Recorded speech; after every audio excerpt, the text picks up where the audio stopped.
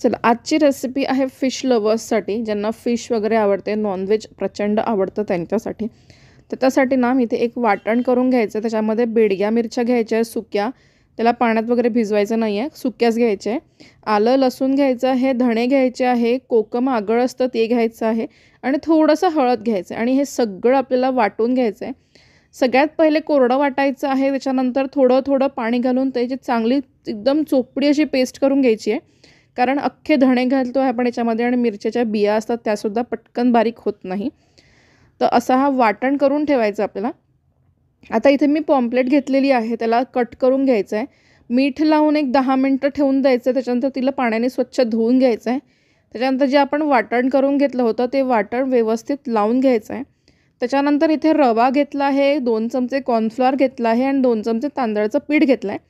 ते लावून हिला छान मस्त असं फ्राय करून घ्यायचं आहे आणि अशी ही